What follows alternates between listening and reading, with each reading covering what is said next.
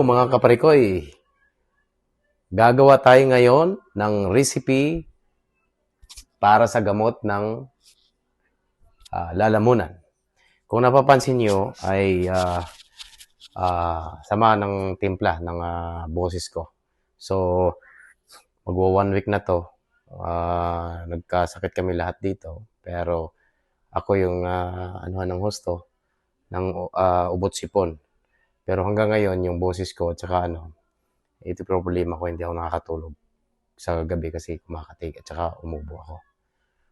Pero may nakapagbigay sa akin ng isang natural base ng gamot at pinakamabisa at ngayon ko lang na laman na mabisa nga naman pala. Talaga. Ang akala ko ay may mas mabisa pa dyan. Ipapakita ko sa inyo ano yung sinasabi kong mabisa pa. Ito, kaparikoy. Ito yung pinakamabisa kong gamot. Dati. Ngayon, bigla nang nagbago. Ito ngayon, papalitan na natin to ngayon ng natural base na gamot at pinaka masarap pa. Ang tawag nito ay honey with garlic and onion. Okay? At itong video na to, ito yung kadugtong na sinasabi ko doon sa last ng video episode ko na gagawa tayo ng recipe para doon sa honey na yon. Na binigay lang sa akin ang recipe ng isang puti at kaibigan kong Pilipino na kasama ko sa trabaho. Shout out pala kay Joey. Okay. Parikoy, ito nga pala mga ingredients ng ating gagawing araw na to. Okay. Mga kaparikoy, ito na. Onion, garlic cloves. So, tsansahin nyo na lang kasi magdidepende yan sa lalagyan nyo. So, ito yung lagayan na lalagyan ko. At kayo na bahala magsasansa na magkakasya lahat yan.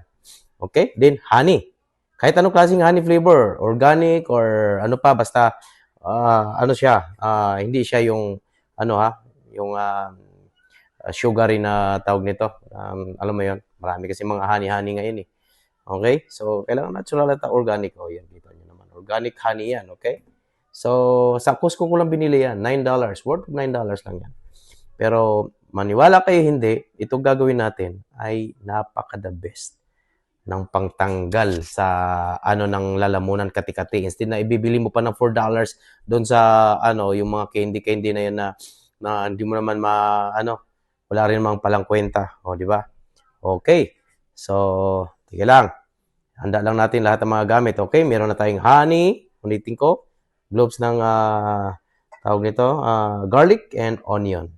So, ilalagay lang natin yung honey dito. Then, chachap-chapin natin yung garlic. Then, ilalagay natin yung onion. Okay. Here we go. Okay, ito na. Uupisahan na natin. Bago ang lahat. So, titingnan natin kung mas okay ba ito gagamitin na ito o pag ganito. Ayun. Ibuhusan natin ng ganito. Mga halfway siguro. Nasakto sa hindi masyadong marami. Bakit? Kasi natural kasi to. So, hindi natin alam ang shelf life nito kasi mabilis din So, yung accuracy ng nyo lang. Okay, so chachap-chapin lang natin itong garlic. I-accurate nyo lang kung gaano karami yung ilalagay nyo. So, anyway, ito yung binigay pala sa akin. Nakalimutan ko na pala yung sasabihin. Okay, ito. Teka lang ha. Ayan, ito. Ito yung binigay sa akin. Kita niya yan? So, palapit ng paubos yan. Okay? So, yan ang gagawin natin. Yan. Ito yung magiging niyan. Okay. So, kita mo. Pero ang sarap niya. So, nandun lasa yung garlic at saka onion. Pero naglagay pala sila ng ginger nito. Pero maglalagay na rin tayo ng ginger para mas masarap. Okay? So, okay. Ito tayo. Sige lang. Ibalik natin ulit. Okay. Ayan. Wala na ako dyan ha. So, para kitang-kita nyo. Kitang-kita nyo. So, ilalagay nyo lang yan. Garlic. Okay. Yan ang pinakamabisa pala. Pero yung kati-kati ng ko, swabing-swabe yung Dati, inanuman ko lang ng ano yan, vodka. Suwabe din. Pero, wala, nangyari. Tanggal lang ang ano ko, kaluluwa. O, doon. Okay. So, lalagyan natin ng ginger yan. Pero, sa totoo lang, kahit saan kayong meron sa, ano yan, sa mga YouTube kung paano gagawin. Pero, inaano ko lang sa inyo, para maka-relating kayo. Kasi isa ko dun sa na ano ka ng tinding, tinan mo yung boses ko. May tindi. Alam niyo yun? Sabi sa barkada ko na vodka nga. Alam ko naman yan. Talagang vodka naman talaga akin. Hindi naman ako talaga kumano ng ibang Vodka the best. Pinakamasarap. Vodka. Kaya pala yun nga lang, mga kaparikoy, mapapansin nyo, itong na to ay pagka utot ka ng utot. Pero di bali. Healthy nga yung pag nakautot eh. Okay? Ganun lang ka-simple. Tatakpan nyo yun. Pagkatapos nyan, okay lang. Ayusin na natin. Tapos yan, gaganin nyo lang. Kita nyo yan? So, itaas ko ulit ha. Yung video para makikita nyo ako. Ayan. Nakikita nyo? Kita nyo yan? Gaganin nyo na lang ulit. Para ma-corporate siya ng maayos. Okay? Ayan. Kita nyo? Hanggang sa corporate. Gaganin mo na naman. Pero maniwala kayo hindi. Kita nyo? Kahit ganyan ang boses ko. Ni kakati. Hindi ko na, sa gabi nakakatulog na ako. Yan ang technique pala. Pero, nasa inyo kung gagamit pa rin kayo nito ng mahiwagang vodka. Pero masarap naman kasi talaga to. Saka na lang pagka gumaling na lalo muna natin. Ganon ang technique. Para sumigla. Yeah? Okay? So, hayaan mo lang siya. Within 24 hours, pwede mo nang gamitin to.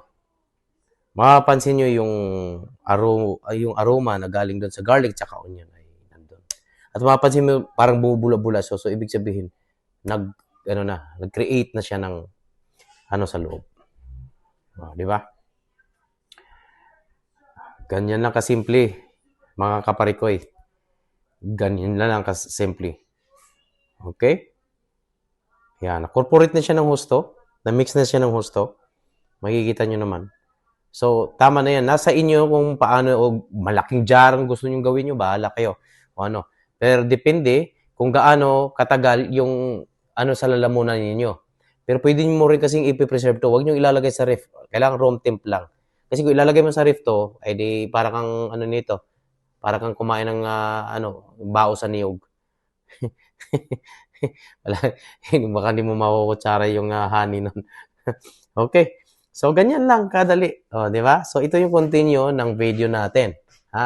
So, tatandaan nyo, ang ingredients lang ay honey, then garlic, onion, then dinadagdagan ko na lang ng konting ginger. Kasi yung ginger, di ba? So, lahat, puro organic lahat yan. So, ibig sabihin, natural base. Kaya, alam mo yun? Yun, yan. So, ito yung magiging itsura niya. Yan, timo. Yan, Kita niyan? Parang malabno ang kulay na niya. So, nagka-create siya. Dati ito, sugar ito, Sugar siya. Pero, pag tumatagal yan at nababad na siya, magiging ganyan din siya. Ang galing, Diba? Galing pa lang ng power ng nito, Pero, ito na. Ito na ang katibayan. Ito na yung kasagutan ng hinahanap ninyo. Hindi yung mga kindi na yan. So, ito lang katapat. Maniwala kayo. Sadyang talagang ginawa pala talaga to. Buti na lang talaga may nakapag-ano sa akin. Kala ko ano-ano lang. Okay. So, magandang araw ulit. Okay. Salamat. Hanggang sa muli. Okay.